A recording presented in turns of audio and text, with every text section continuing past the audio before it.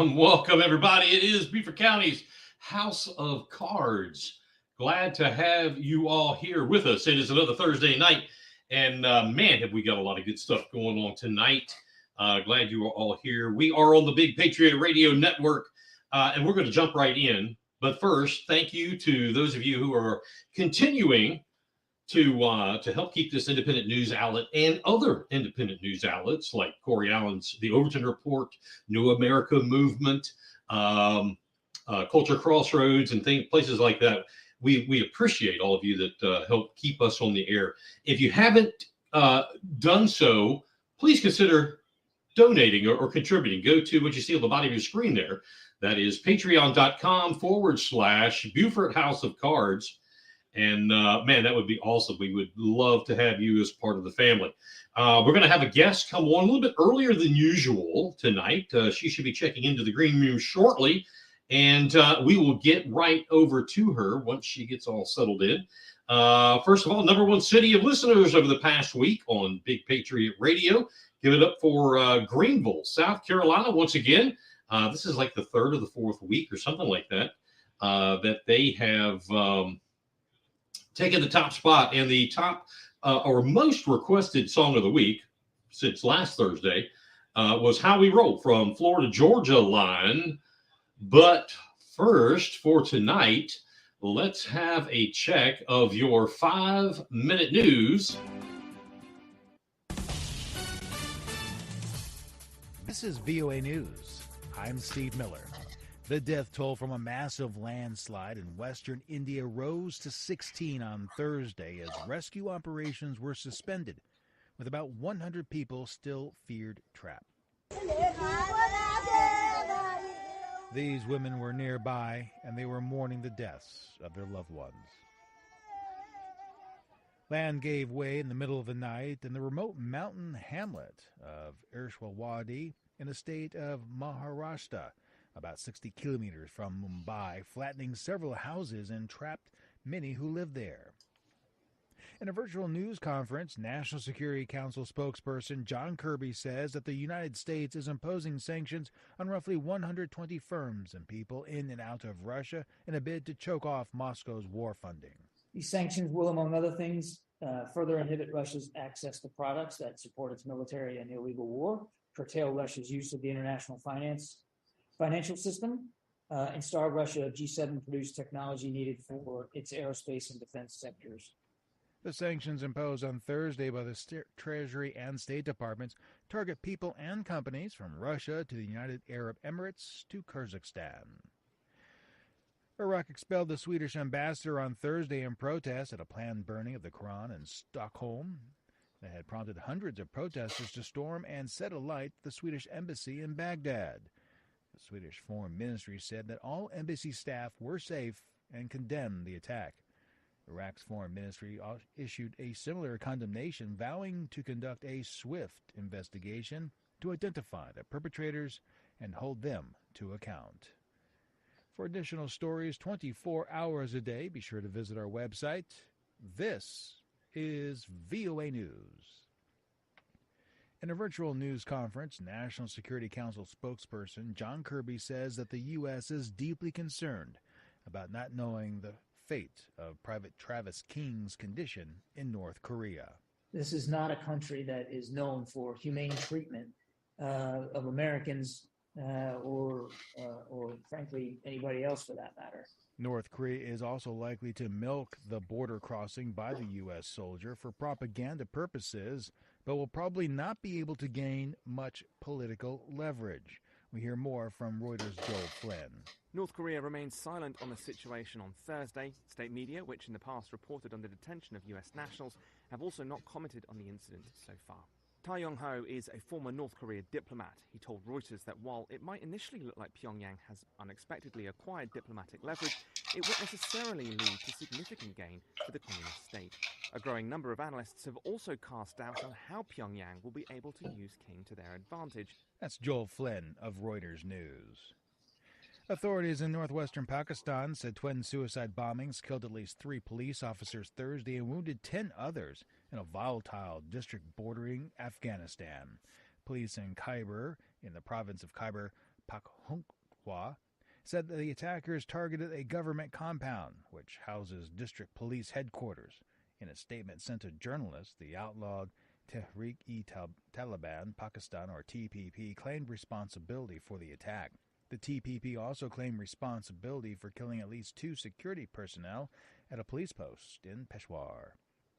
As the war in Ukraine rages on, China and Russia are hosting joint military exercises in the Sea of Japan that analysts say are the latest sign of a deepening cooperation between the two military powerhouses. The drills are also part of an effort to counter growing partnership of the United States and its allies in the region.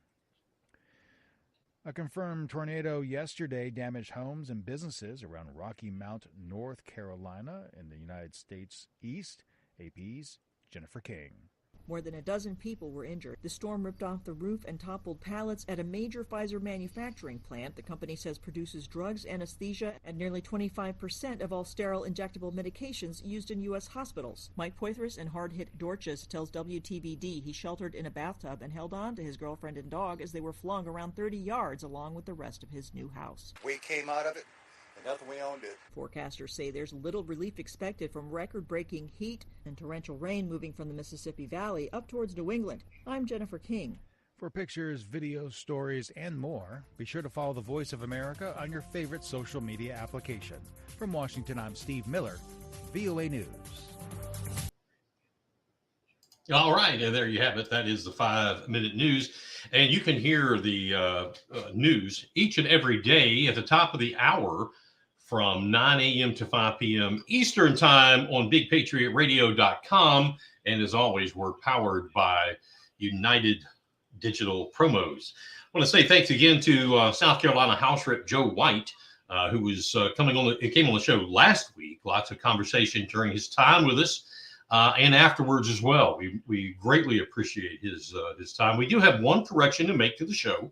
I was contacted, myself and Representative White, contacted by South Carolina House Rep and Judiciary Chairman Weston Newton this week. Apparently, Chairman Newton had watched the show. And thank you, Weston. We're glad to have you and anybody else in the General Assembly tuning in, as you probably should.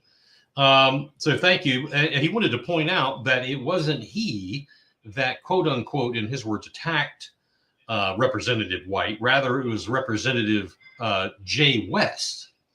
And I believe Jay West is out of, I believe, the upstate, if I remember right. Anyway, Chairman Newton did have an exchange with Representative White, but only to table the amendment that Representative White had placed. And this was on the subject of keeping prisoners in jail in consecutive terms from being the word may to the word must. And let me be perfectly clear here that words have meaning and they have consequences. Excuse me, I happen to agree with a verbiage change to must from may, as Representative White had suggested prior to it getting tabled. That's just my feelings. And anyhow, Representative White graciously responded to both Chairman Newton and me and said, quote, "You're in fact correct." And I appreciate that. And of course, that is a sign of what you should see in a gentlemanly exchange and mutual respect. Keep it up, fellas. Introducing to you. You're on House of Cards, live on Facebook and YouTube. It's going down now. Locked and loaded with the truth.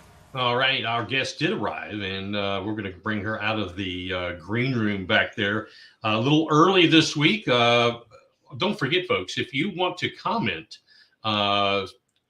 suggestion, complaints, those usually won't get read. But anyway, comments or suggestions or whatever, questions for guests or myself, go to the chat bar on whatever platform you're in, and we will try to get to you. We're so fortunate to have Lee Grenade back with us for what I will call part 3 of her story involving a seriously corrupt judicial system here in Beaufort County, in South Carolina, and every corner of South Carolina. Lee, welcome back. Thank you, Mike. Happy to be here. All right. I know you've got a busy schedule tonight, so let's jump right in and take us through where you left off 2 weeks ago. And for those of you who don't remember, where we left off was there was a fire in the house. Everybody got out, but the turmoil continues to roll. So let's move forward from there and take us, if we can go to current day, fantastic. Okay. If we need to come back again, that, it's all up to you. So go ahead. Thank you, Mike. Yes, a house fire, and it was MLK weekend of 2020. My son had just been dropped off there in Moss Creek, and within 40 minutes, I believe it was, the first 911 call happened, and the only people there, my husband had just remarried the prior month, I guess a few weeks before. She had actually just gotten her decal for her car the day prior. And so her son was up in the apartment above the garage. My son, 11 years old at the time, was home alone, again, within minutes of coming back from a 4-day weekend with me. And the word is, or the story from my ex is that he was at the dog park. So this is about 7:40, and I'm sorry, it's about 7:07, 7:10. And the dog park is not lighted. There's no lights there. Seemed really strange. That's the story, though, and I guess nobody wanted to confirm that. And I believe sunset had been around 5:45 that day because it was during the winter, obviously January. So William got out. A neighbor took him, and that neighbor started to call mutual friends of mine to get in touch with me. I mean, suspecting, I guess, that I wouldn't be told. And that's kind of the way it goes. If you've got a parent that's kind of rough and kind of controlling, not kind of rough, but rough, controlling, he has reasons not to let the children tell me anything that goes on in his home. I get it. So the children never called me to say, "Mom, the house just burned down." My daughter, can you imagine? This is not a normal situation. No. So my daughter, poor thing, had been, I guess, kind of partitioned or kind of put on another side of the island for the weekend with some friends who were in town for a tennis tournament, which also wouldn't make sense to me to do that. You have your 14-year-old stay in a hotel with teenagers versus versus at home for a local tournament. Didn't understand, but again, I'm not the custodial parent. So my poor Lily she never got notified of the fire. So when she is being returned from these friends, having been in a hotel on the island all weekend, she just sees the fire and the chaos and the fire trucks. And, it's interesting, as I think I went into great detail about the first time we talked, with his anger management and how that had led to demotions and even leave without pay in the federal system, which is almost unheard of. So many things. He had been banned from 2 tennis centers. I mean, he had been banned in 2 states from tennis centers because of the way he treated his own children. So that type of person and that type of attitude, disposition, volatility, whatever you want to call it, and he didn't call 911 once. And he's called 911 on me before when I have returned William to the home and I sat on the porch, because he's called 911 because I was trespassing. So again, this is somebody that likes to be heard and somebody that makes a really big stink really quickly. And so to hear him in the background as another neighbor is calling 911 and he says, "What started the fire?" And that was really all that was said. And so again, I'm trying to contact him. Is everybody okay? What can I do? How can I help? What do you all need? And we're all fine. We're all fine and in a hotel, just like it was another random day of doing errands. It's beyond bizarre. But still, again, I didn't really think, it was months that went by, and then I would ask for the report.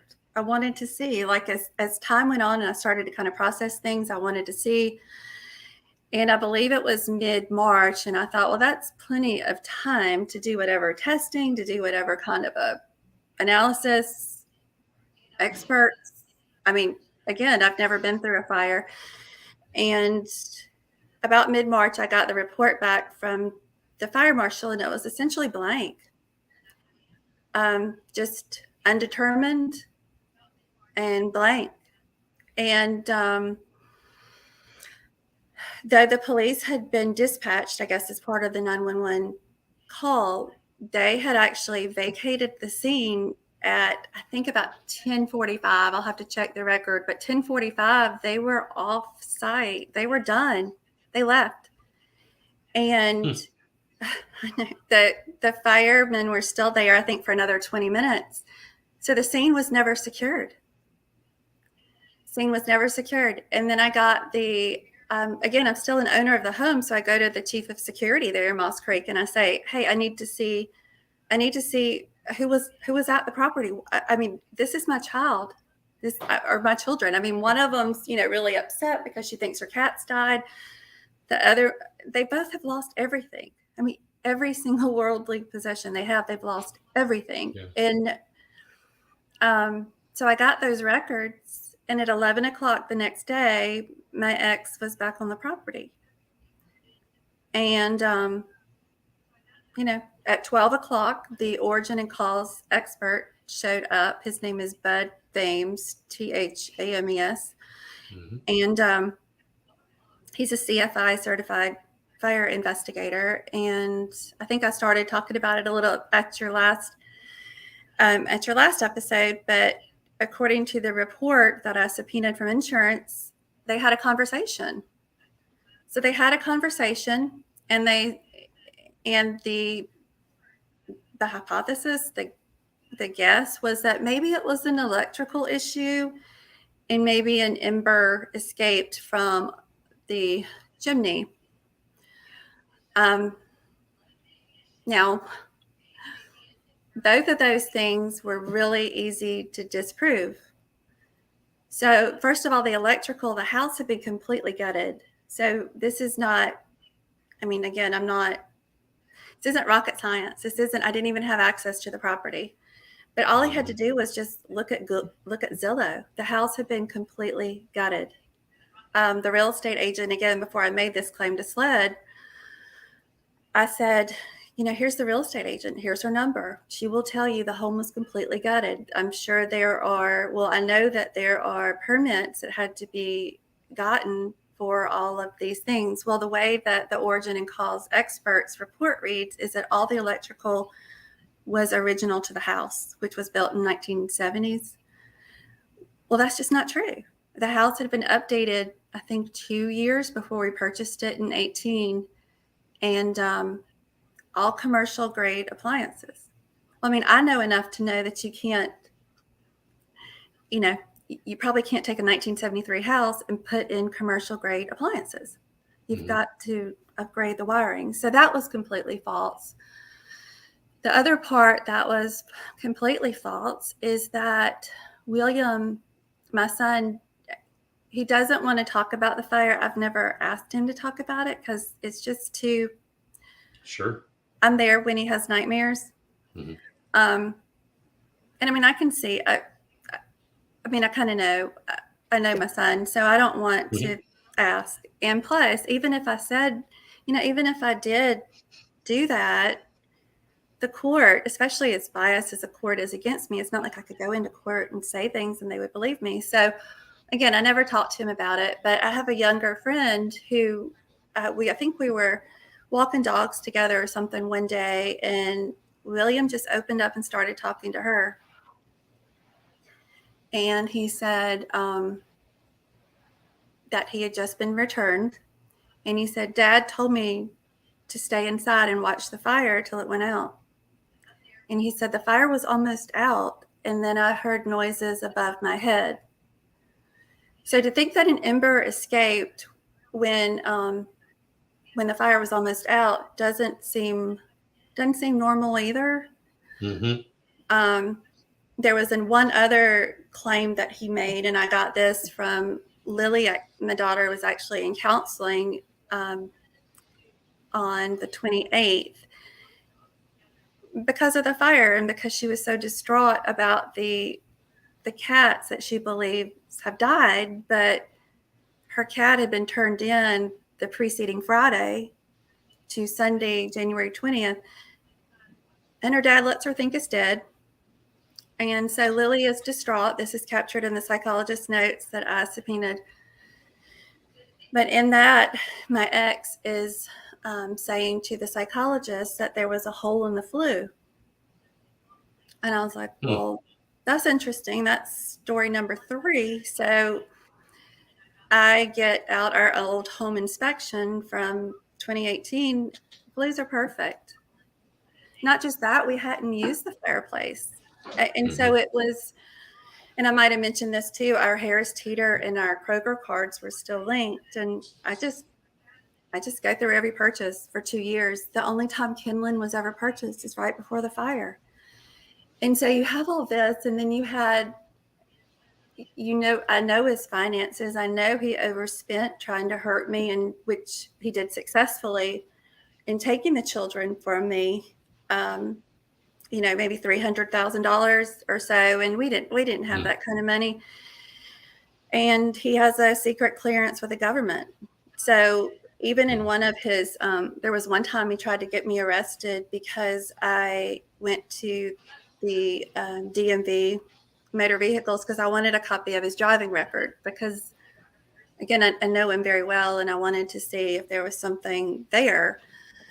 And so he made the claim to the sheriff's department that I had stolen his identity. And I know. So the sheriff's department statement to me was, we're just trying to figure out what to charge you with. So in one of I know, right? So they're not going to investigate a fire that was nearly, they're not going to call DSS. They're not going to follow any of their policies for referral to SLED.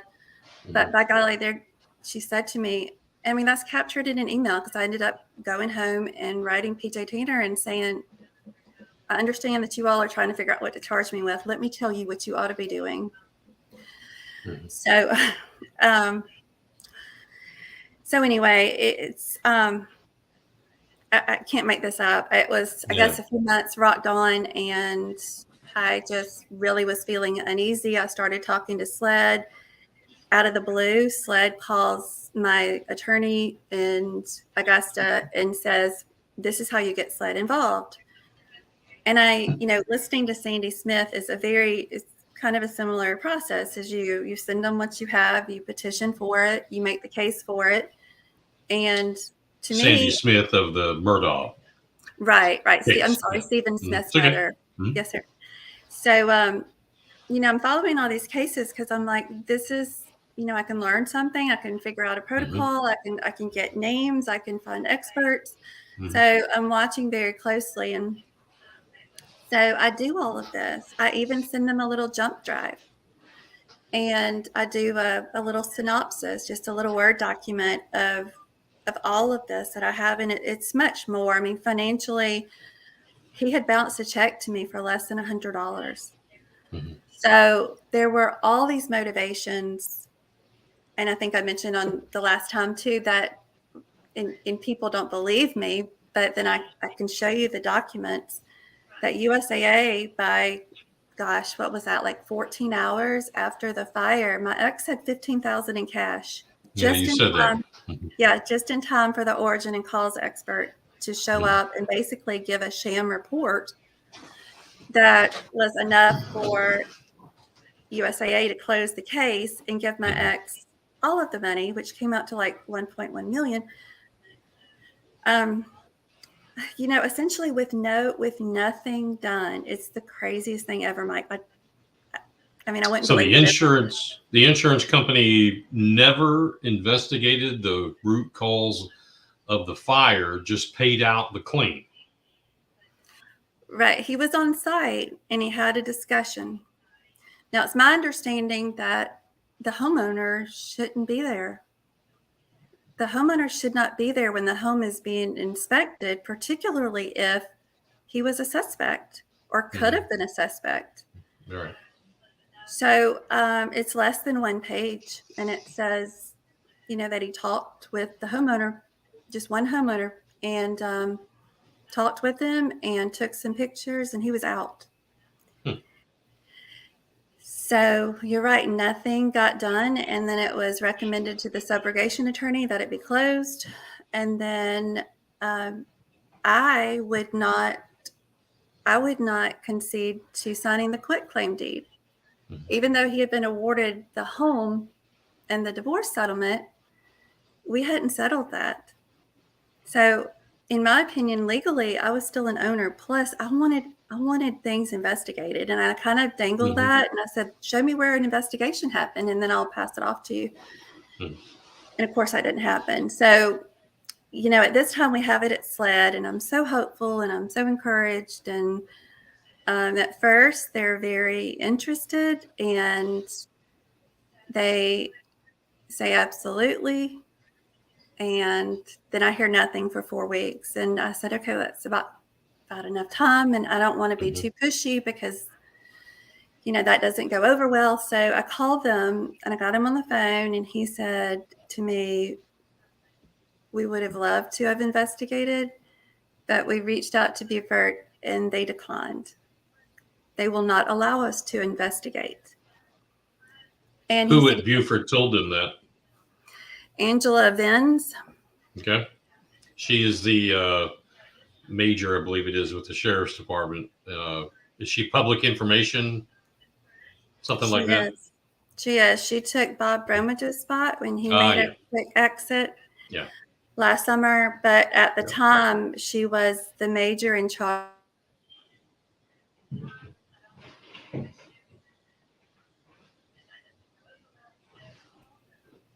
Sergeant Andy Fawcett, who reported directly to her at the time, he was the one in charge of, or would have been the one in charge of, writing a report. That obviously never happened either. So now when you subpoena SLED and you see the record of our phone call, it doesn't read that way. How does it read? It says, "I had a conversation with Mrs. Jimenez, and she said," I'm paraphrasing obviously, but She said that she was in an abusive marriage, and that's the reason she thinks her house burned down. Okay. So, That's you know, that's quite a difference there. It is. And I record a lot of calls now, and I've learned that. And the more, thank you for that question. So that you're right. Thank you for reminding me. The origin and cause expert said there were actually 2 locations, right? So again, I'm not an arson expert. So he said it was maybe this location or maybe this location. And so I sent all of that. I'll just go ahead and finish this real quick. I sent all of that to the International Association of Arson Investigators, because they're the ones that oversee and credential the CFIs. And as a licensed clinician, I'm like, okay, you all have research, you have procedures, surely you have some quality assurance processes. So I sent them everything, and I said, this is not okay, right? This is not, what's wrong? And I showed them everything, and they said, absolutely. Like, we probably would have had multiple experts. We would have never allowed the homeowner to go there. We would do our own, this is not normal. And in all the correspondence in 2 different places, they said all available evidence strongly supports to intentional setting of the fire by the homeowner. This is coming from the international sanctioning body, I guess, right? Yes. The IAAI, and I do have that in writing, and I did send that. I did take that into family court. I took that into family court, and I said, look, you've got here in 2 places that they're saying that it really looks like Dad set the fire in the house. Right. And I was told I had insufficient evidence. Well, what about SLED? Did SLED get a copy of this from the IAAI, whatever? IAAI, right? They sure did. They've gotten everything. And I ramped up my efforts with SLED after the International Association of Arson Investigators completed their process. I went back to SLED, and I started asking directly for Keel.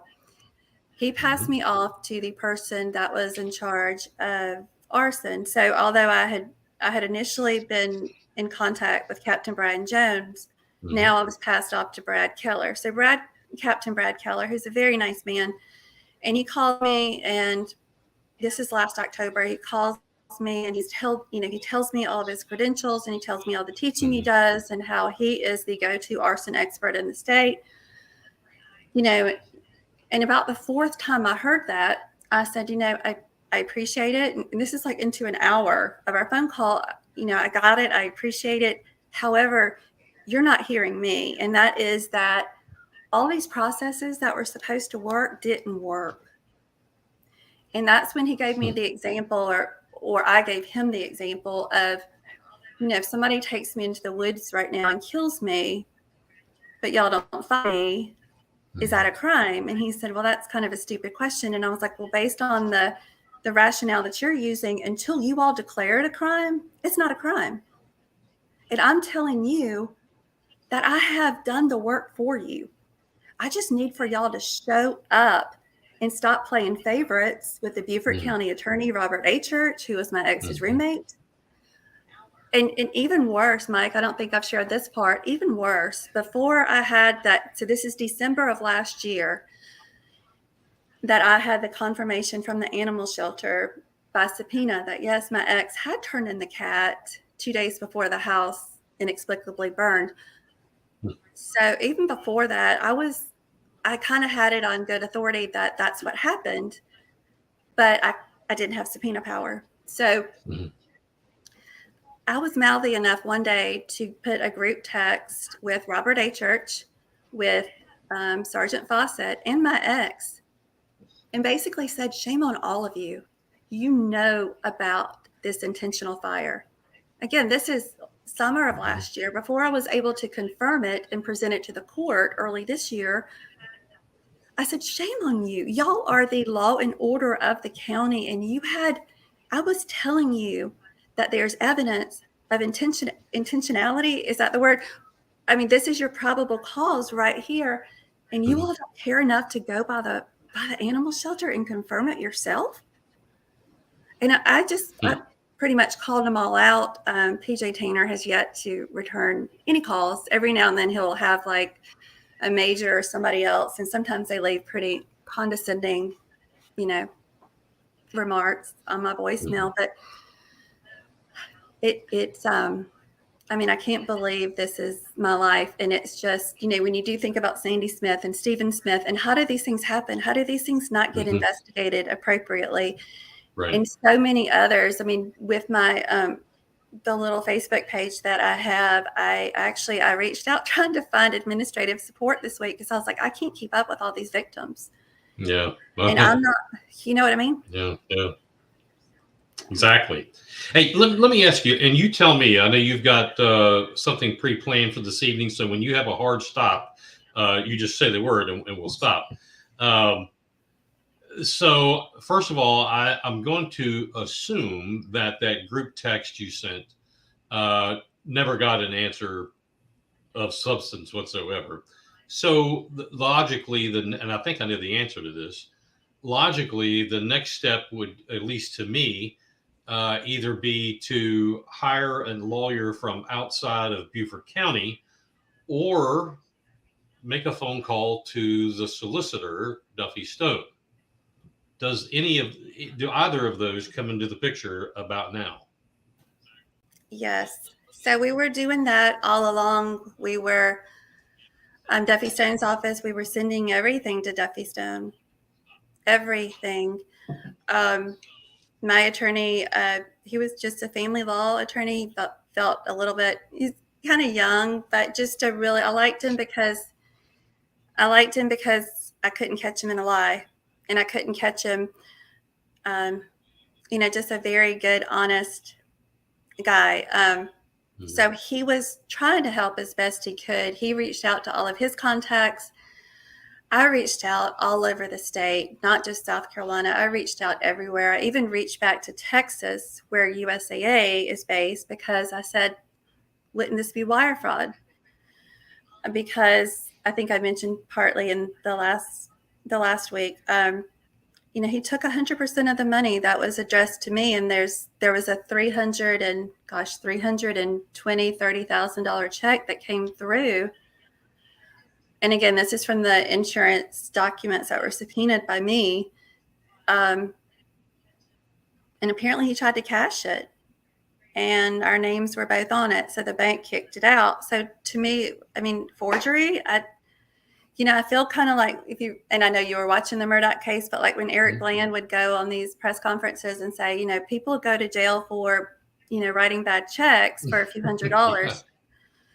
How bad does this have to be to get, Alec Murdaugh arrested when we can show, what was it, 4 million? Oh, yeah. And that's kind of how I feel that's kind of how I feel with this. Like, how bad does it have to be? Duffy Stone, I've gotten one response to an email in, 2+ years of trying. And that response said I should do a police report. And I said, I have your police report. And even this is crazy too, that again, just reaching out for help, because people don't want to sue Beaufort County. And that's when I just dropped the lawsuit myself, making sure that I got in on the statute of limitations. But in my desperation, I was trying all of these reporters that I could find that I thought they might run with it. Because what I have learned is that you just never know who might help you. Right. I mean, I didn't corner you one night, Mike, and say, it just kind of happened. Yeah. We just met Beat casually. me over the head. Right. I know, right? So anyway, I had contacted the Wall Street Journal, and so in doing a FOIA to the county in preparation for this lawsuit, I got a FOIA of everything with my name on it running through email inside county administration. And what I found is that particular reporter had gone to Eric Greenway's office and said, you've got to see what's going on here. as in my case, as in the corruption with Robert A. Church, with the police not doing their job, with the local police telling SLED to, back away. Back away. Yeah. And so this Wall Street Journal person that doesn't know me from any, this Wall Street Journal reporter is advocating for me at Eric Greenway's office, and the response from Greenway's assistant was to please go to the police, please call this into the police department and or the clerk of court. So I have this in writing. I mean, they know this is wow. I know, right? And that was in 22 or 21? That happened. I'll have to tell you when it happened early on. It might have been 20 or 21, right when I started piecing things together. That Wall Street Journal advocated for me to Eric Greenway's office, who we know is probably not the beacon of law and order himself, right? Maybe. We have we're going to talk about him later on, as a matter of fact.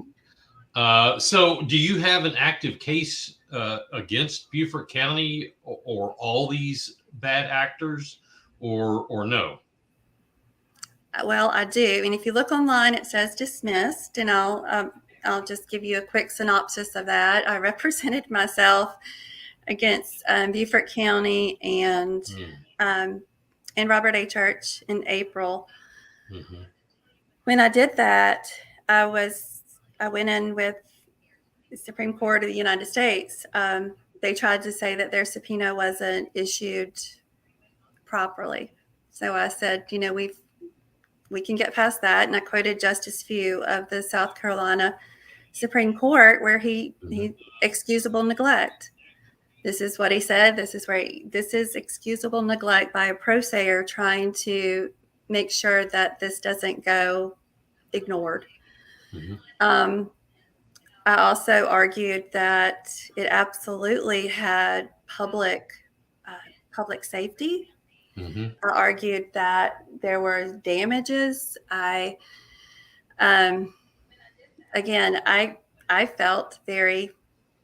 felt like I walked out of there like there's nothing to think about. Like, absolutely our case should go forward, because they wanted it dismissed, as you can imagine. And I get a note back. So they had brought in Judge Keith Kelly. They brought him in to preside, so I didn't have a local judge. So I understand that Judge Kelly has, he's tried to get a spot on the Supreme Court before, and maybe he didn't even get a good look and no attention. He was a nice guy, but I get a very short email a couple of weeks later saying it's dismissed. And I said, well, I don't think that sounds right. And so the opposing attorney drafted the order of the court, and I said, I'll be submitting my edits. And then before I knew it, it was closed. So it's either going to be Rule 59 or Rule 60, where I'm going to do a rule to vacate to get it back on the table. Mm-hmm. I also found out apparently they had no court reporter. So apparently they had court in session with no court reporter. That's right. Okay. I didn't know that was a thing now. It is. Well, there was no transcript, no record of what was discussed. And Beaufort County. Beaufort County. This is how they roll.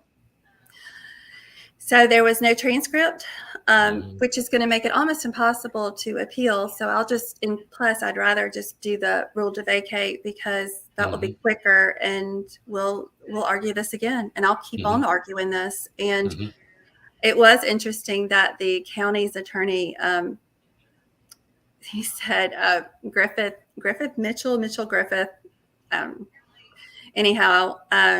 He argued that Ms. Grenade may well have a criminal case, and she may well have a case against a church at the disciplinary council, but she doesn't have a civil case. And I said, how do I not have a civil? Don't you think there's damages here? Right. But caused by this, I don't understand your rationale whatsoever.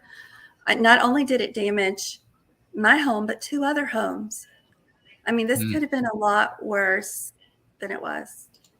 Yeah, absolutely. The most important thing is that your children didn't get hurt in the fire physically. Obviously, there's some trauma mentally, and that's completely understandable. You're still going through this. I'm sure people are just busting wanting to know, how are your children as of July 20th? How are they? You know, I don't want to embarrass them in case they ever see this, but Sure, to say they're, you do whatever. okay, so I'll hold back some, but just to say that they're not thriving. They're not doing so great. Right. I might have mentioned Lily, who supposedly graduated. I guess she wasn't allowed to go to her graduation. Dad didn't allow her to go. Supposedly she's been homeschooled for 4 years. And Lily has a lot of strengths. She's very good in a lot of things. She's very social. She's very fun. But math is not her strength. So when I would look at her grades, and again, I have no decision making. I have no input whatsoever. Mm-hmm. So if I offer something like, oh, I think this would be a good school, or I think this would be a good, it's going to be 180 degrees from that. So over time, I've just kind of just sat back and just watched him do what he wants to do. Because I felt like by my encouraging him to go A route, he would run in B route, because that would hurt me more. Mm-hmm. So Lily struggled in Algebra 1.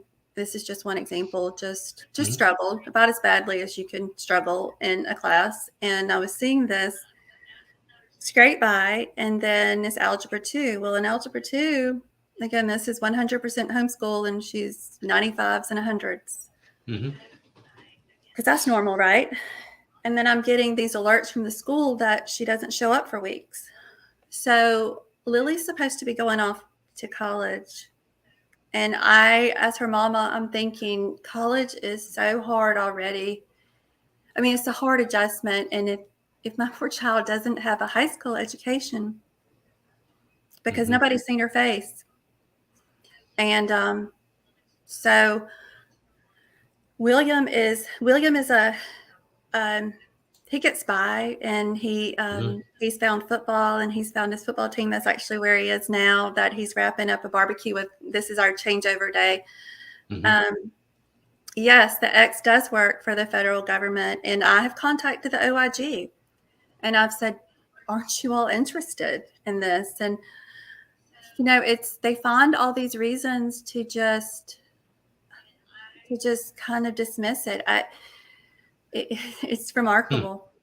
Just remarkable. And I understand that it's not like a Navy security issue. I do get that. But don't you worry, or wouldn't you worry, like if you were, I don't know, if I was credentialing people, I would want to know about their character and what they were involved in. And again, he has had, and he told me this, I mean, he has had cover up from day zero, and it's not even a small cover up. And people like this, I mean, I'm no psychological anything expert, whatnot, but I think you can look at his patterns, and you can look and see, if he gets away with a little something, he's going to go bigger, and then he's going to go bigger, and then he's going to go. The man has no fear. Mm-hmm. Your daughter in college, or is that coming up, or? It's supposed to start this fall. Okay. So she's obviously 17, 18, something like that, right? She is 18. Is it possible that, once she hits that age and, you don't really have to go through the father, your ex, any longer, are you able to, you think, create a new relationship that you've been torn away from for so long, because she's now of age? Put it that way. Thank you. She is technically of age. Mm-hmm. There's no age in Beaufort in South Carolina. It should all be based on what's in the children's best interest. And that's another thing I'm appealing to the appellate court is I want makeup time. And I don't know how that will look. I don't know if that means she needs to live near me or I need to live near her. And we do, I'm near. But so there's that. But then there's also, and forgive me if I've already mentioned it, but my ex would let me know early on that South Carolina doesn't break up children. The oldest determines custody. You'll never see Lily again. And if you're, watching like the Catherine Kasanoff case and things like that, I mean, coercive control is it's getting, and I love seeing it. It's such an awful thing to think of, but it's getting more and more press. It's getting, I mean, the UK is very much more advanced on that than we are, but it's coercive control where I have no idea what kind of threat she's got. I mean, I call her routinely. I text her several times. I mean, I text her sometimes daily, sometimes a few times a day. I Venmo her. I send her cupcakes. I send her DoorDash, but she can't have a conversation with me. And that's the way it's been for years. And it's not that I understand the appearance that it looks like we have a bad relationship. We've never had a bad relationship. Right. Yeah. But it's a very. You haven't had any. Well, no, I mean, before the last separation happened. Right. There was not the term that the kids and I used for dad. It was OFG. This is an opportunity for grace. Because I don't want to. I know, right? Because I don't want to be one that bashes. Because shame on me for choosing that parent, right? I mean, it's my fault. But I don't want it's not the children's fault. So we would just try to say, this is another OFG for daddy. Yeah. Opportunity for grace. And I mean, Lily has over time, she's dropped me GPS pins and asked me to come take her and not tell dad. And I've sent that to the police department. And another time he's kicked her out. I mean, he's kicked her out. He's kicked her out of the home. And then about 6 or 8 hours later, he has sweet talked her back and he's followed her and she's with me and he's tracking her. And I say, okay, well, Lily, do whatever you think you need to do and I'll see you soon and we'll get this settled in court. And how do you think that works? And the last time I laid eyes on her, and maybe this is a good place to stop, but it was September of last year and it was a hurricane coming. It was the 25th, 27th, I think. And the hurricane was coming and obviously we don't know exactly where the hurricane's coming. So it was my changeover day. It was Thursday, like today. And I'm en route from Middle Georgia to get, and I said, you know what? It does not make sense for my daughter to be in that too. And so I said, plan on Lily. I want both children to come. You need to vacate when there's a hurricane, right? If it's coming pretty close. And I mean, they're waterfront. Well, they're Tidal Creek. So, lots of old trees and Tidal Creek to me, it made total sense. So I started getting calls and messages in my travel that they wanted to stay, or William wanted to stay. I couldn't get a response from Lily. So I'm traveling and I'm thinking, this is not okay. This is not okay. Like he does this all the time, but now a hurricane's coming and he's going to make them sit in it, which just shows kind of the level of control. And so I get fired up enough that I start writing and calling judges. I called the Supreme Court. I called the police. I called DSS, and the police intervened. And so they take my ex aside. He refuses. He wants both children in the hurricane. And he refuses. And so the police then get their supervisor. And after about 30 minutes, again, we can hear sirens. The weather's getting bad, starting to rain. And he comes over to me and he says, I suspect he's going to be charged with kidnapping on Monday. I mean, the police have my orders. This is kidnapping. Let's follow up on Monday. How do you think that went on Monday? Probably didn't. That's right. Angela Venn says, we're not going to charge them. Wow. Wow. Lee, I'm sure the people that watch this, whether it's now or come back and watch it, as so many do, if they want to keep abreast with you or help you or just support, whether it's moral support or whatever, what's the best way they can keep in touch with you and know how this is going? Well, I mean, I appreciate that. And I love hearing from people. I shouldn't say that I love connecting with similar situations, but it really is comforting to know, that you're not the only one that's experiencing craziness. I mean, this is crazy. I mean, I can't even believe it's my life. And, it's like some weird mafia movie or something. But anyway, I would love it. Facebook's probably best, and that's our page. And just feel free to message me, and that would be great. That page is called Clean Up the SC Courts, correct? That's right. Yeah, we used to be Clean Up the 14th because that was my focus. Mm-hmm. I thought it was probably just the Low Country, but the more that I talked to people and got around South Carolina, it's not just the Low Country. It's not just Murdoch. It's not even just the 14th. I mean, I was recently in Horry County, and I mean, my mind's blown. I mean, it's just amazing what they do. So it's everywhere. I mean, judicial reform is so critical. Big time.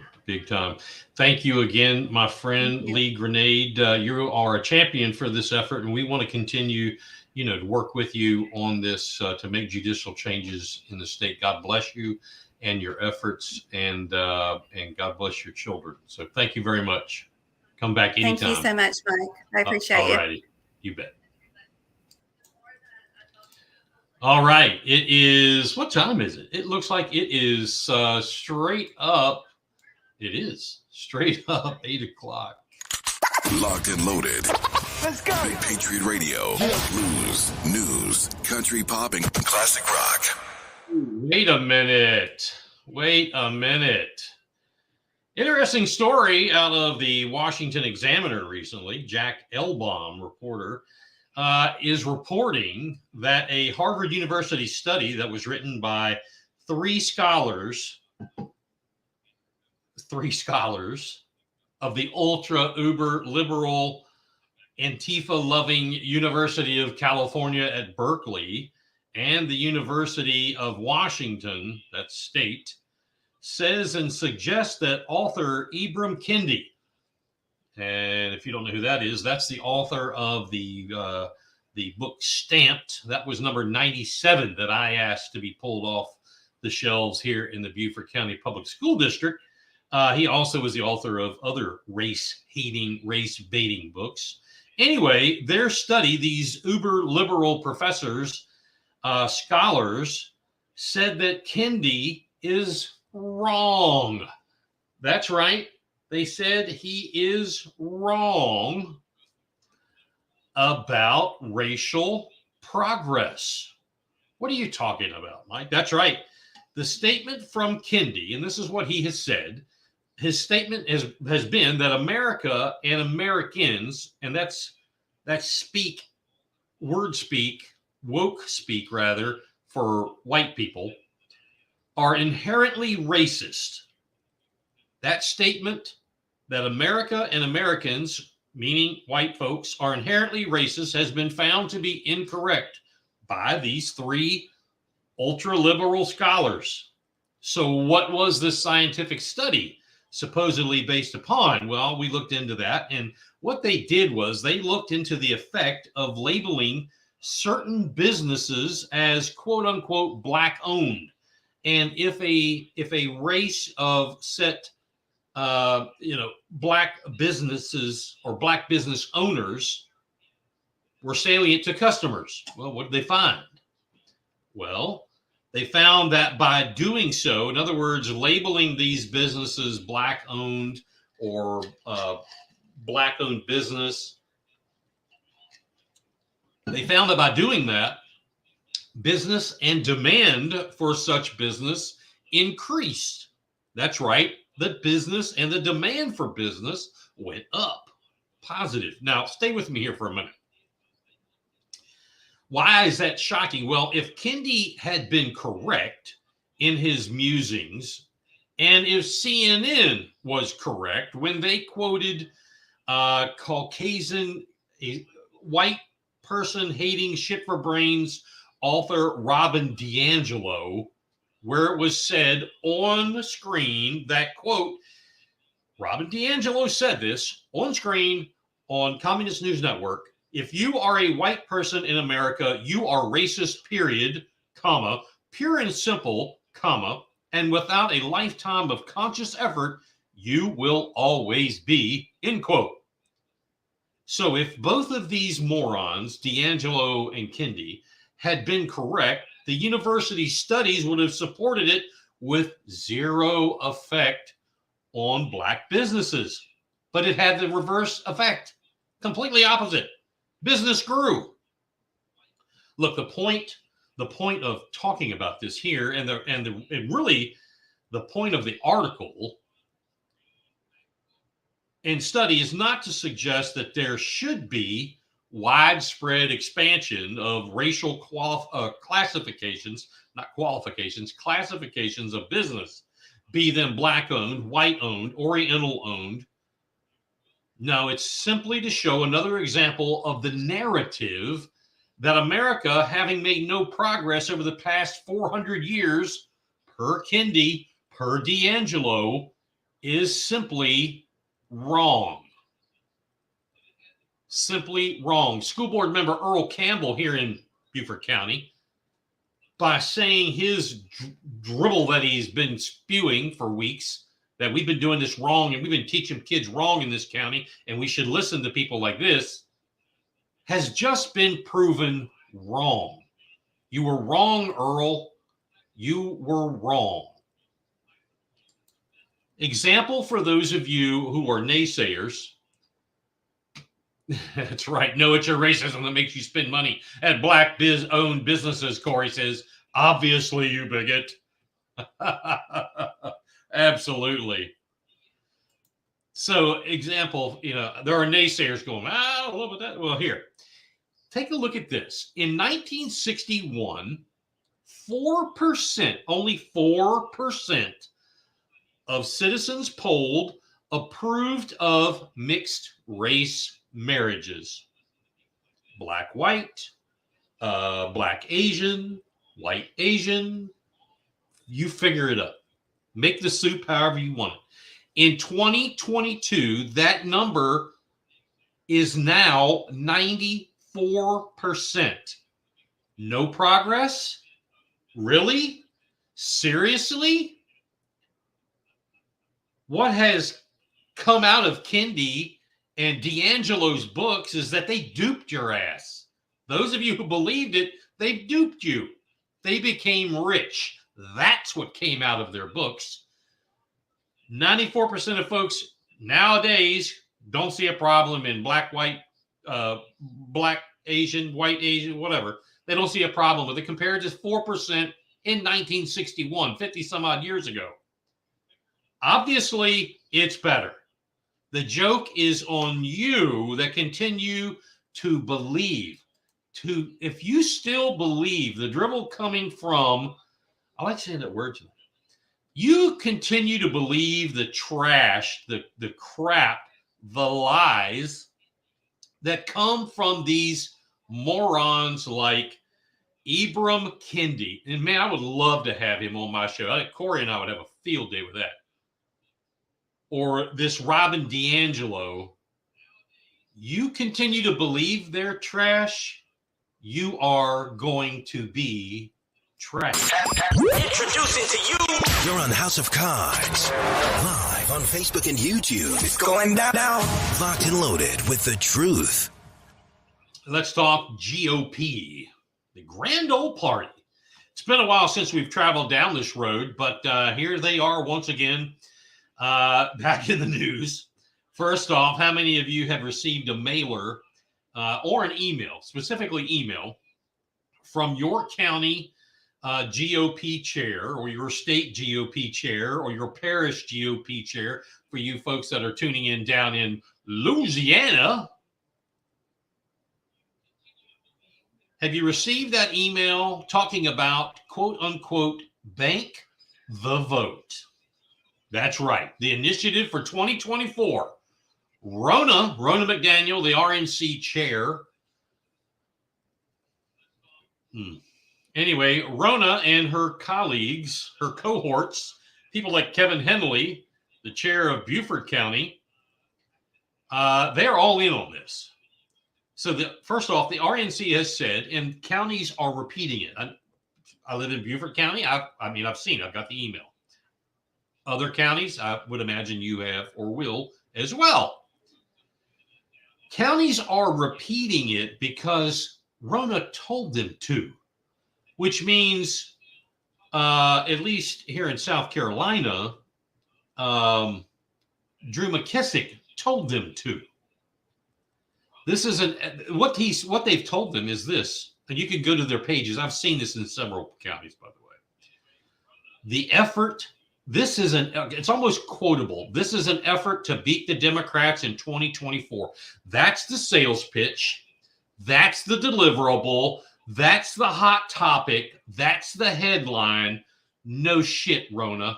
No shit, Drew. That's the goal we all have in mind. It goes without saying. But this, banking the vote, and I'll tell you what it is here in a second. This is stooping. I feel like I'm my buddy in the South Carolina State Senate, who's not there anymore, Marlon Kempson. This is stooping to their level. Love that guy. Doing what they do when we're already complaining about it and trying to change it. How many people in the conservative party, the Republican Party, are saying these damn Democrats and they're cheating, they're early voting, they're harvesting this and they're balloting there and they're taking them there and they're opening them in secrecy and all this blah, blah, blah, blah, blah, blah, blah, which is wrong. I'm with you. It's wrong. Now they want us to do it. Stooping to their level, doing what they do when we are already complaining about it and trying to change it. How stupid do we have to be? Bank the vote is a push. Again, quoting the RNC chair and Beaufort County's chair, I got the email. Quote, we are encouraging our voters to vote by mail early and vote early in person and ballot harvest, end quote. Now, again, yes, I agree. As a conservative, as a Republican, as a constitutionalist, we must beat the slimy, progressive, liberal Democrat Party. Hopefully with people who are conservative, constitutional Republicans, not the uniparty, not one that has their finger up the, one hand on the GOP and the other finger up the ass of a Democrat. But taking part in exactly what they do on a every vote basis, every year, every whatever, how they do it when we are campaigning to stop doing that is idiocy. It's idiocy. I have to ask, when will Republicans start behaving like they have a set of balls? There you go. Ask your favorite Republican in charge, your GOP party, your county, your state, whatever. When are you going to grow a set of balls? I said it. We need to rid the system of the early voting, the ballot harvesting. Julie, you said it just a second ago. Paper ballots, same-day voting. Votes counted in public at the precinct level. Remember the saying that, I don't know who I stole it from. Maybe I made it up. I don't know. I stole it from somebody. vote in private, count them in public. We'll talk about where that really is. Votes counted in public at the precinct level. On paper, simple, that's where we need to go. My God, people. The third world countries in the Middle East, I've been to a couple, handful, Northern Africa. They vote by putting a purple ink on your thumb. Some use for, no, it is all thumb. He who has ink on his thumb has already voted. If those folks can figure out how to do this, what in the hell is wrong with us? This is simple. It really is. The technology, and I almost laugh. The technology is there. I utterly do laugh. The will is there, at least from the common man. Oh, wait a minute. For you elitist, uniparty establishment Republicans, you know, the common man, you know, that's the Republican, that whom the Republican creed talks about. We all stand up and say together, I am a common man. The common man has the will to change our election system from its crooked path to very simple same-day voting, paper ballots, vote in private, read them in public at the precinct level. The elitist establishment, uniparty Republicans shit their pants. They shudder to think of that actually happening. I mean, they literally become apoplectic. I'm sure you've seen some. They get all when you start talking about same-day voting, paper ballots, vote in private, read them in public at the precinct level. They don't know what to do. They give a new meaning to the word batshit crazy. As a matter of fact, this whole thing we're talking about here, Bank the Vote, is also known as ranked choice voting. And that is straight ticket only, along with doing it early.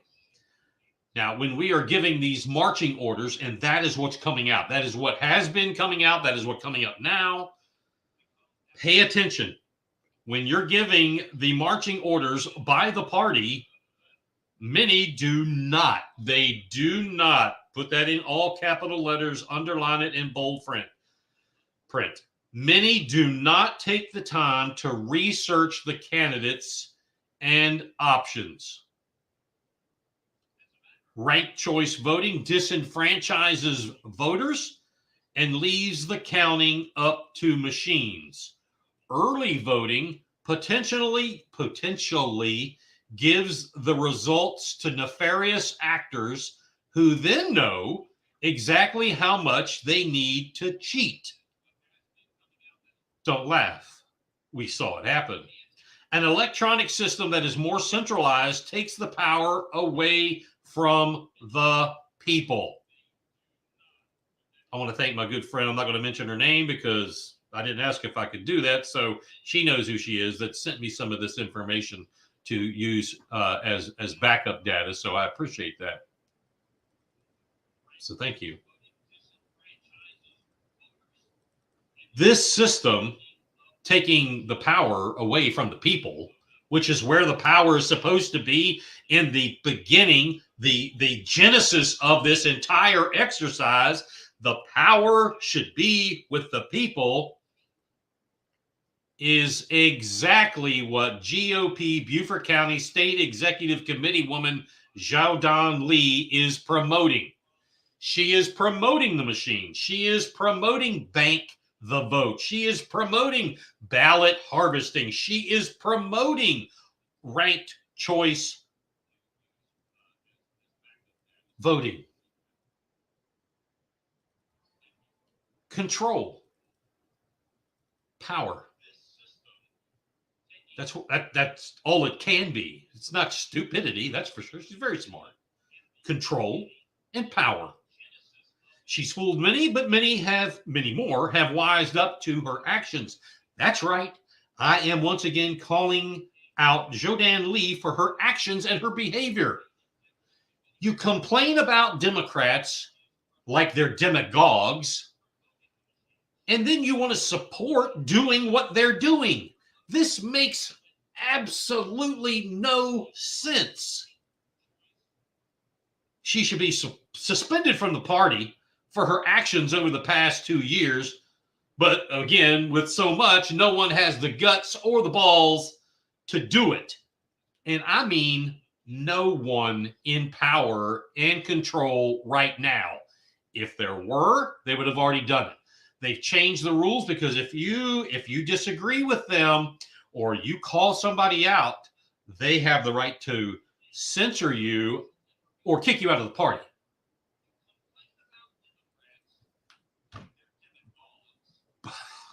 This is unbelievable.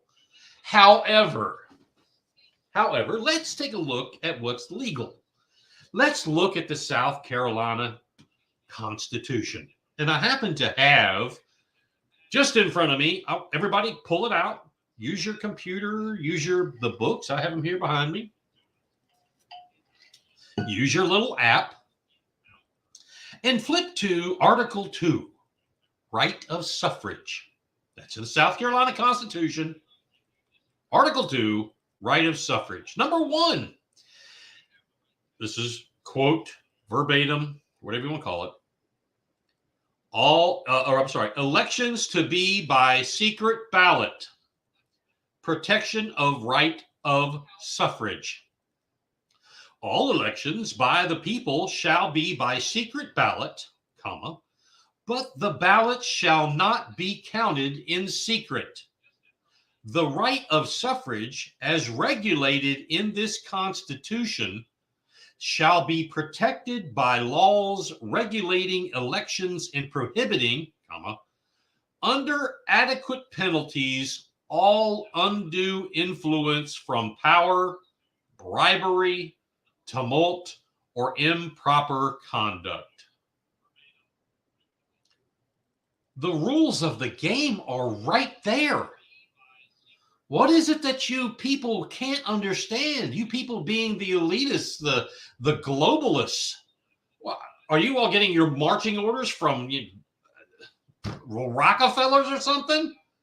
My God, the most important part of that shall be by secret ballot, but the ballot shall not be counted in secret.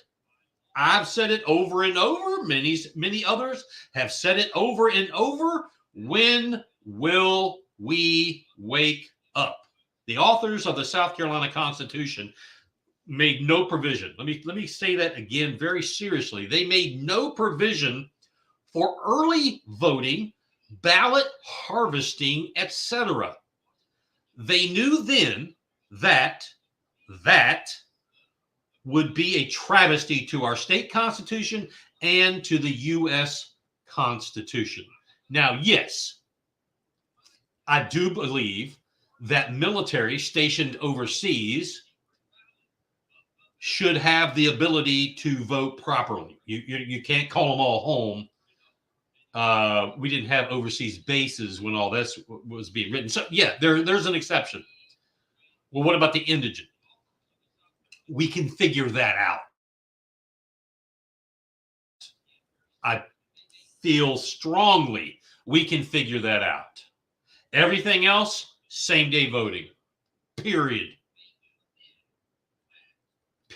We must stop this madness.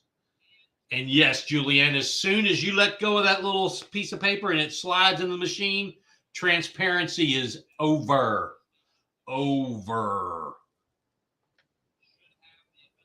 I urge each and every one of you, every single one of you, no matter where you live, contact your county GOP chair, demand that, Beaufort County, if you're here, or Charleston, or Dorchester, or if you're in Jefferson Parish, or if you're in Oakland, Alameda County, or Cheyenne County, or Kanawha County, or Spotsylvania County, or BFE, demand where you live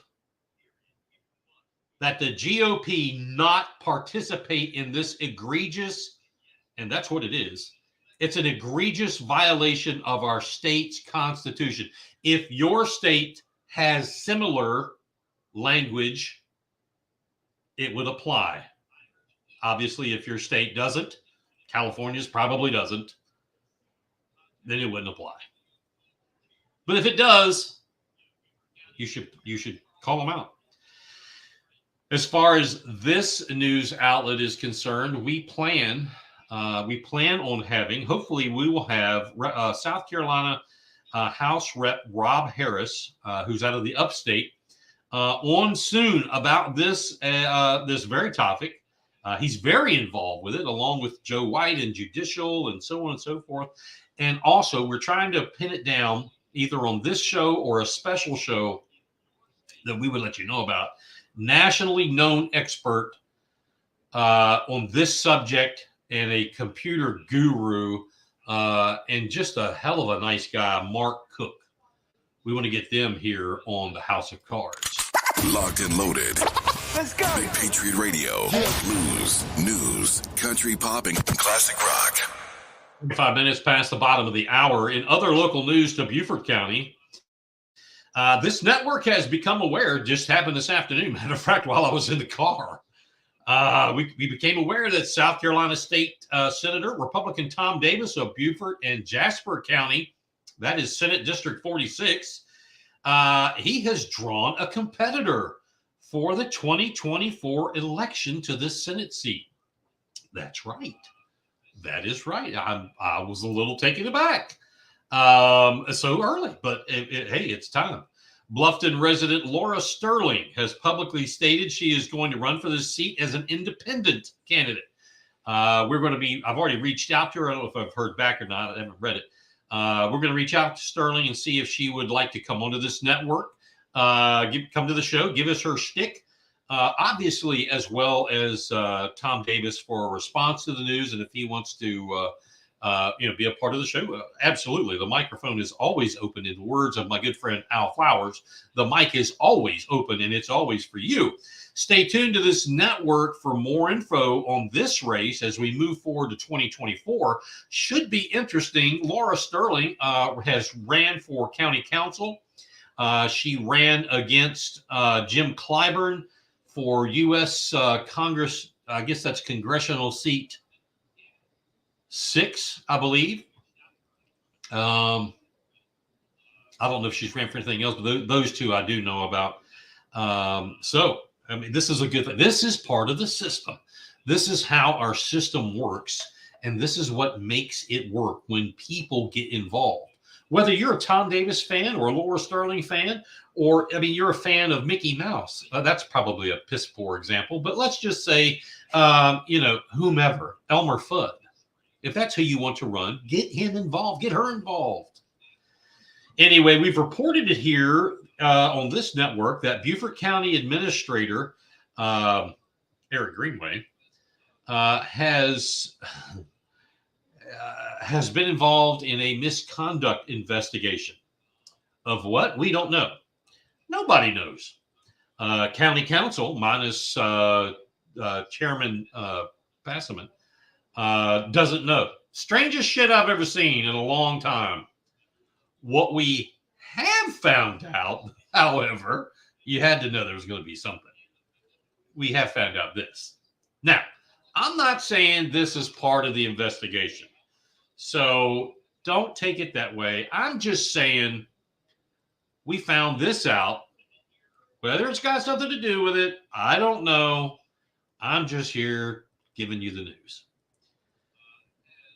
Anyway, I'm not saying, again, it's not part. I don't know if it's part of the investigation, but I do know that when something smells bad, there's usually something laying there that's stinking, if you know what I mean. So anyway, the county, Beaufort County, hired a company. This company is named Elementzal. That's Elementzal, Elementzal, LLC, back on January 9th of this year. So for those of you who are visual fans, get you a little sign, a little piece of cardboard, like mini me back here, and write you a date up there and put January 9 in big letters. and draw a line from January 9 to Elementzol LLC. And then another line that what did they hire them for? Well, they were hired to provide the county with consulting services related to the opioid settlement plan to develop a public education and marketing campaign, all on behalf of Beaufort County. The opioid settlement plan is not part of this story. It's just what they were hired for. We'll talk about that later. Anyhow, they were hired to be a PR firm. Okay. The firm, draw you another line, is owned and operated by two gals, a mother and a daughter duo. That's cool, isn't it? Mom is Angie Hassinger, and daughter is Lisa Hassinger Lynch. Subnote, Greenway, by his own words on their website, is a huge fan of this company. I'm talking huge fan.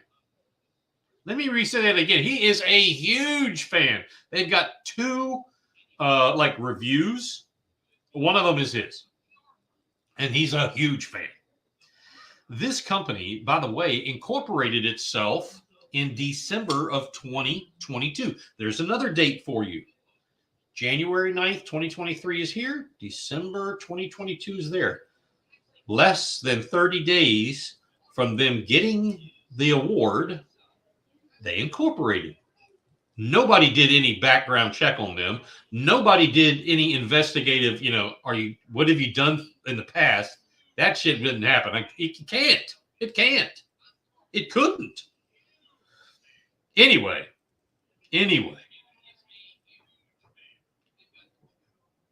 That was less than a month from the big old government contract.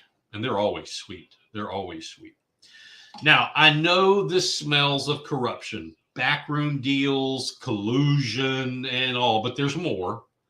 And we're not saying that anything happened. We're just saying, I know it smells like it. So before you tell me, I know it does smell like it.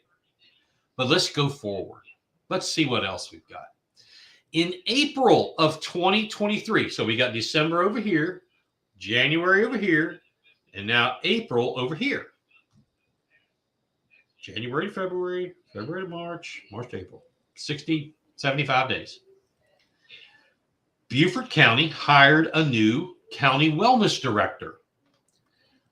Now, I'll have to say, first of all, we had one when I was on county council, and I had no idea. It's a director position, means pays big bucks. I didn't know he had one, and they just hired a new one. April 2023, Beaufort County hired a new county wellness director, and her name, guess what? Lisa Hassinger Lynch. You're the winner. Come on down. Isn't that special? A cushy consultant for the county and an employee of the county in a director position. I can't make this stuff up. Now, a couple of news outlets, most notably Fitz News, who I think is doing a fine job in their investigations, has reported that what it did cause, or let me rephrase it.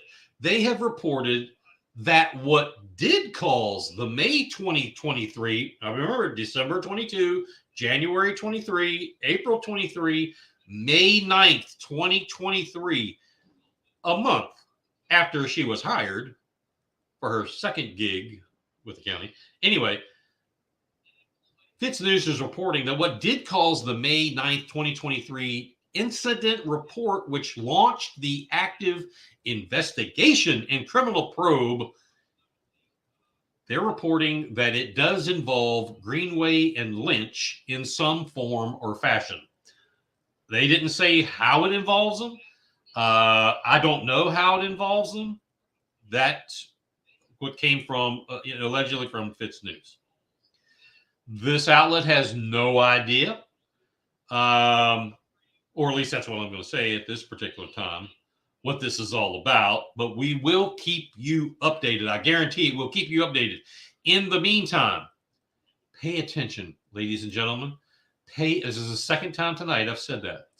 Pay very close attention to what happens in your town and your county government.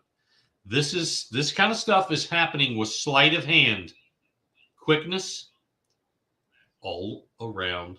Introducing to you.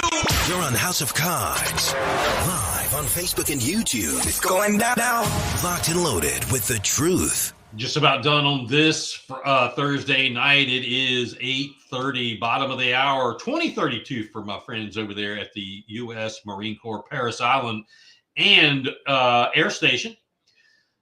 Lastly, the battle of good and evil continues. We're continuously pushing the school board of this county to remove the filth and porn from the reach of every student in our public school system. We are also helping others around this state and around this country. Actually, those of us who are doing this are kind of like a camaraderie, a brotherhood, a sisterhood, if you will,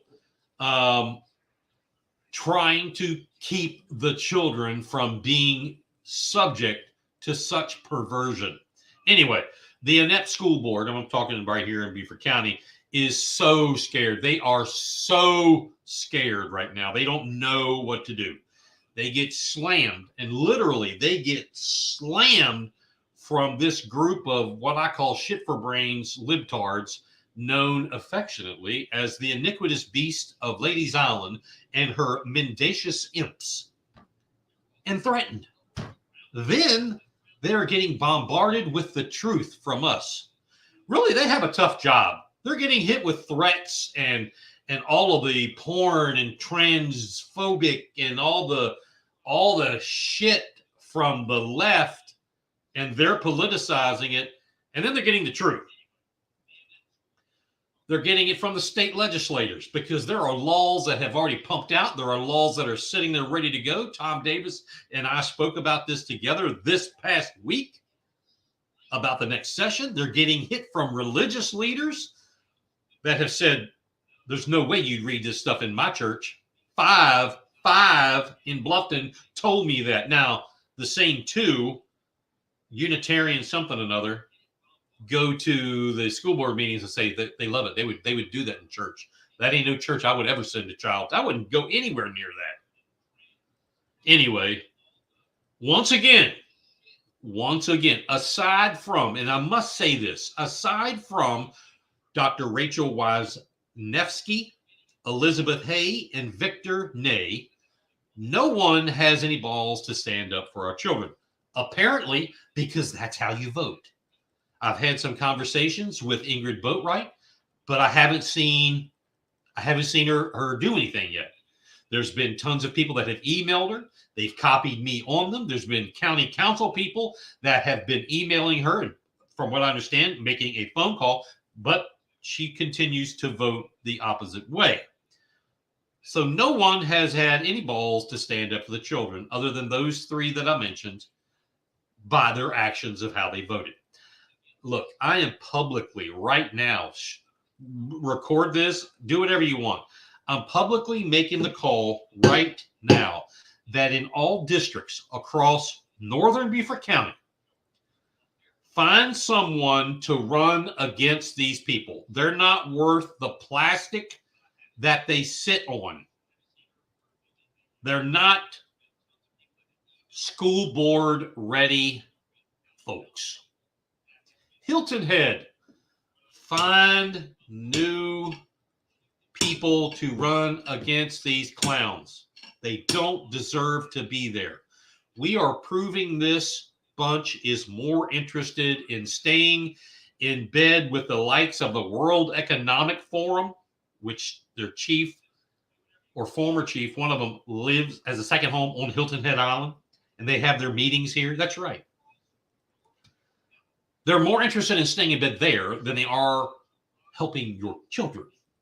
But hey, we, meaning several of us on this side of the family, the side of the kids, have been taking this to the next level, doing our due diligence. That's right. We told you we would be, and we are. All we want is for the teachers and librarians who promote, that's right, promote this shit, this crap, this disgusting filth that you, unless you're perverted, you wouldn't sit around reading this.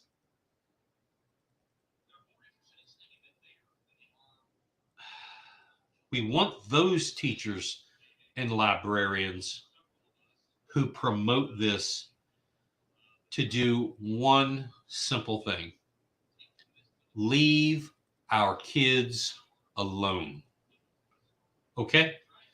Just leave our kids alone. That's it. They don't need surveys that are super secret that you want to keep from mom and dad. We'll keep this between us. That's right. They do it. They don't need to see flags of every transgender, sexual, hypersexual, whatever. They need to see the U.S. flag and the South Carolina flag. That's it. That's it. They're both behind me. That's all they need to see. They don't need to read books about how to give a blowjob. They need to read books about how to build a fort in the sand. They don't need to read a book about Tommy beating the shit out of Cindy and forcing her, raping her, and leaving her to lay in a field. They need to read books about fishing, about Clifford the Big Red Dog for elementary. They need to read books that are enriching the mind, not perverting the mind. I'm Mike Covert. Stay tuned to BigPatriotRadio.com for more podcasts like this one coming up on Thursdays. You got the New American Movement on Mondays at 7 and 9 p.m. Eastern. The Overton Report with Corey Allen on Tuesdays at 7 and 8 p.m. Eastern. Again, House of Cards on Thursdays at 7. Culture Crossroads with Andrew Southwick on Sundays at 7. And the Frank Frieden Hour, Freedom Hour at 8 p.m. on Sundays, all Eastern time. We'll see you again next week. Good night, America.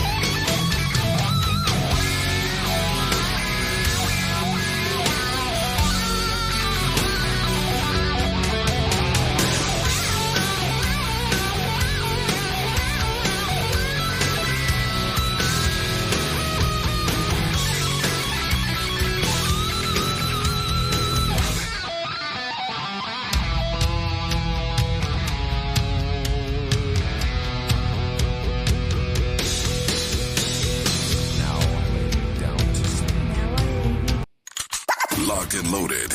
Let's go. Big Patriot Radio. Blues, news, country pop, and classic rock.